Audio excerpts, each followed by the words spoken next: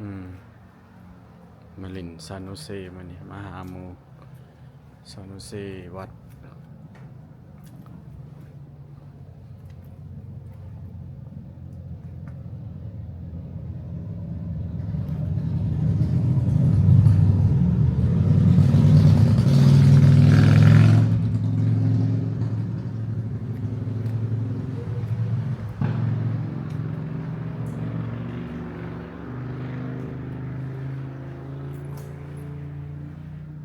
รถอาจารย์เนี่ยนี่รถเจ้าอาวาสมีทีวีให้เบิ่งพร้อม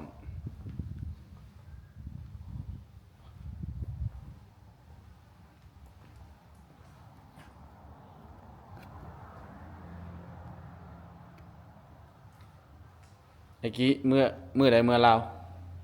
ยังบ่ได้มือเถื่ออืมบ่เบิ่งง่ายติ ยังเถื่อยังบ่มีมือ ยังบ่มีมื้อ อืมเถื่อครับยามจากเมื่อแล้ว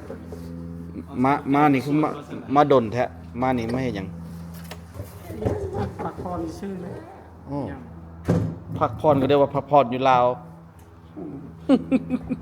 บ่พักผ่อนอยู่อเมริกา คือบอลนะพักผ่อนอยู่ใช้ก็ได้อ้าวคนบ่มีเวียกมีการเฮ็ดหยัง เออ งอกลายวะว่านี่ บ่แล้วออก YouTube พุ่นแล้ว ว้าย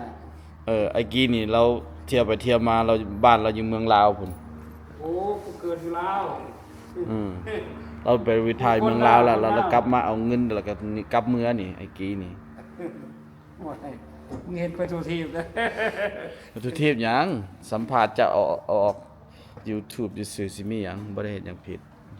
เนาะเอฟเนาะวัดเฮาเงียบเว้ย เงียบแล้ว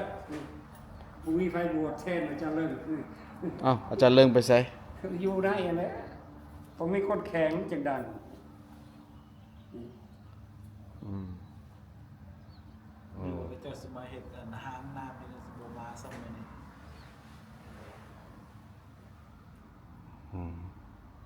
เฮ็ดห้องน้ำล้าน้ำกินอยู่ บ่ดินยุบอยู่ไส พอแล้วมันน้ำท่วมดินมันก็ยุบเลยจังน้อยก็ตกทางนั้นยุบลงมานี่เฮ็ดจังได๋เฮ็ดห้องน้ำลงแล้วกูเห็นมาหน้าไปเลยได้ยังน้อยอันนั้นยุบลงมากเลยโดนลงมากมากที่รออยู่อ่ะ ก็สิมันบ่เที่ยงบ่ซื่อๆจังนั้นนะ อืม กระติบิดหัวหนาเขาบอกเห็ดคล้องนี่เนี่ย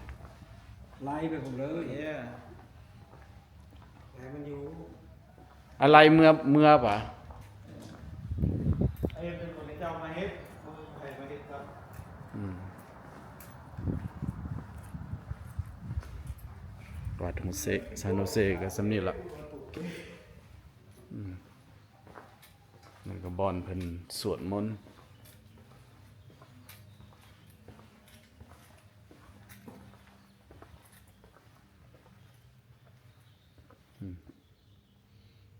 มันสวดมนต์บอนกราบพระอยู่แถวนี้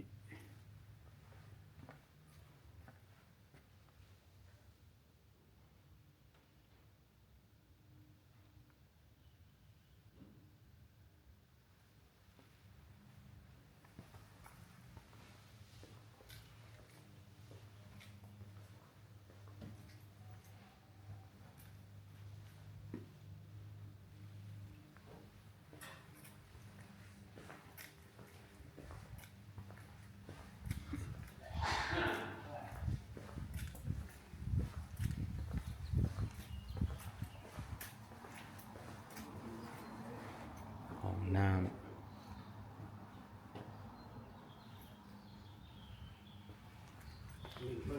เฮือนครัวอยู่นี่เฮือนครัว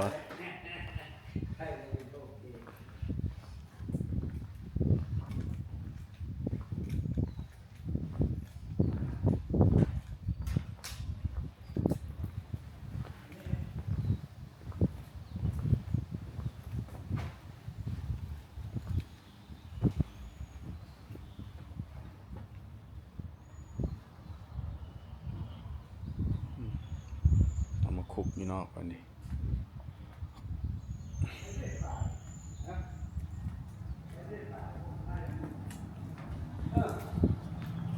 ตายว่าเจ้าหูขี้เกียจโทรมาโอ้เขาเลยว่าเจ้าหูเลยว่าเขาโทรมาบอกกันว่าขี้เกียจโทรมาแต่ตาย3 โมง 4 โมง เป็นไง โซ่เลยกันเป็นแคสเซอร์ขี้เกียจโทรหาเขาเสียตายเลยเขาเลยว่าเฮ้เขาเอาอันโตใส่ห้า100คิดท่านำว่าเอาเลยให้หมอออกให้เขาออกให้โมดมเด้ขี้เกียจให้เขาออกให้คนวันนี้เขาก็ให้ขี้เกียจออกไปเลยบัดนี้100คิดท่านำ ผู้ใดตาย เดทหมู่หา อ๋อ เจ้าบ่ฮู้ดอกลุงว่าตะเกีย โอ้อยู่ลาวพุ่นบ่ อยู่แล้ว อ๋อ ตายแล้วผู้หญิงหลายคนหลาย5 คนญาติกัน โอ้ เราก็ใช้ชีวิตอันนั้นเลย โอ้สมมันว่าสิไปตายอยู่ลาวตายแท้มาโชว์วังแล้วนี่ลูกก็กลับมาปีหนึงกลับคืนอีกมันบ่ยอมตายอยู่อเมริกามันเอาไปตายอยู่ลาว ไอ้กี้อยู่ลาวอยู่บ้านใด บ้านดงสังเห็นไป อ๋อไกลบ่จากเวียงจันทน์นะ สิไกลยังตลาดสนามกีฬา อ๋อ หลัก10สนามกีฬาหลัก16 อืม พวกในเวียงจันทน์เขาฮู้หมดแล้วเขตนั้นบริเวณนั้นคันคนบ่เคยไปสนามกีฬาจักเทื่อบ่ฮู้แท้นั่น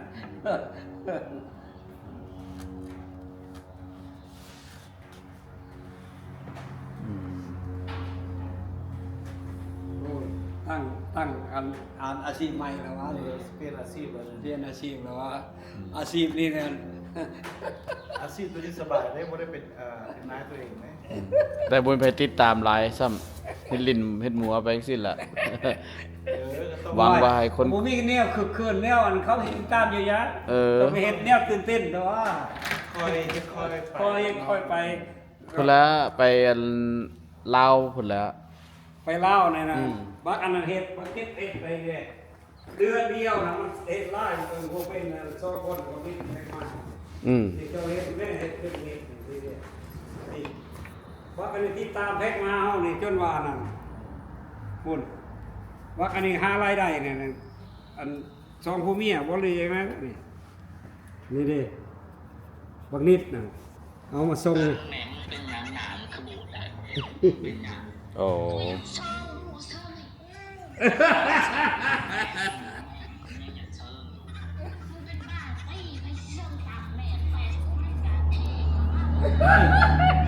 อันนี้มันเห็นเดือนเดียวนะมันได้ มันก็ขี้ดื้อมันก็ขี้ดื้อแท้ ข้าวมันส้มปากแหม่อันแหม่มันเป็นหนังหนามขบูดได้เป็นหนังก็อยากซ่องหูซ่องให้มันแทรกมาเจ้าของหายป่าบ่แม่นน้อยๆได้นี่นะบักนิดมันเฮ็ดมาน่ะเต็มหมดพี่แม่นหมดมีแต่บักเดียวน่ะจับมาเฮ็ดมาเจ้าของน่ะ เป็นเจ้าเชฟกัน โอ้ยโอ้ยสนใจเลย สบายดีอะฮัม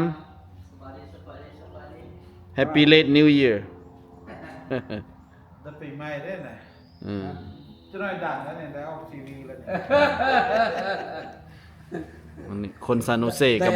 กรรมการซานโนเซ่ได้นี่น่ะ ไม่เห็นเลย กรรมการวัดซานโนเซ่นี่มาหลินน้ำเพิ่นมานี่ เบี้ยอยู่หั่น แต่บ่ได้เอาเหล้ามาบ่ บ่เบี้ยอยู่หั่นเด้ สบายดีอะ โทเกนี่หั่นเบี้ยบักหลายๆน่ะ อืม เบี้ยอยู่หั่นบักหลายหนึง เราบ่กินนะเรากินเหล้าไอ้นี่น่ะ เฮ็ดน้ำแข็งใส่ก็ได้กินแล้วแหละ อืม นั่นแหละกูเริ่มใหญ่แล้ว เบื่อเบียร์เลยจิ้มน้ำพริกใหม่ฮะ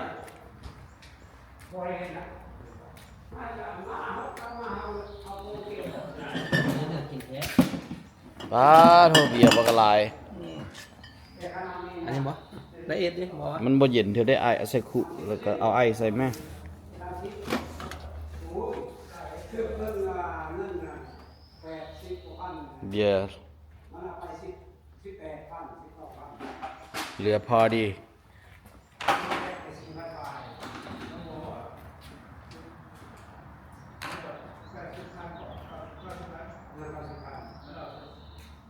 อืม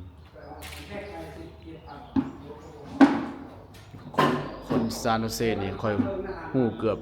ฮู้มากันหลายแล้วคนมาวัดนี่เขาฮู้เบิดเขามาซอยวัดซอยวาอยู่บางเทื่อแถวนี้นะ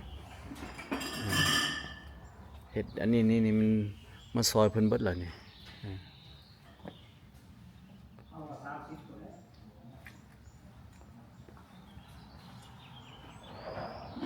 มาแต่โอกเล่นอยู่แต่ครับมักมาลินซานโนเซมันมวนมันกว้างมันขวางของกินก็เบิดบ่อยากเนี่ยของกินก็ไปห้านใดก็ได้ห้านเวียดเต็มซานโนเซ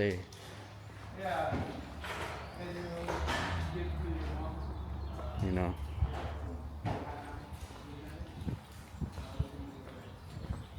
thank you brother บ่ทอนวะ37บ่มีทอน ask your bro if wanna say some it's all good Okay. Okay. I will forward to you in a bit. Okay. Bye. คิดแห้งครับ ถ่ายมือได้ฮะ เอ้ยสวย เมื่อวานนี่ เอากระบอกว่านี่ประกันไล่ว่า ใส่อีกแล้ว บักมืดตัวหูวะ บอกว่าเขาบอกไอ้เด็ก โอ้เด่นวะ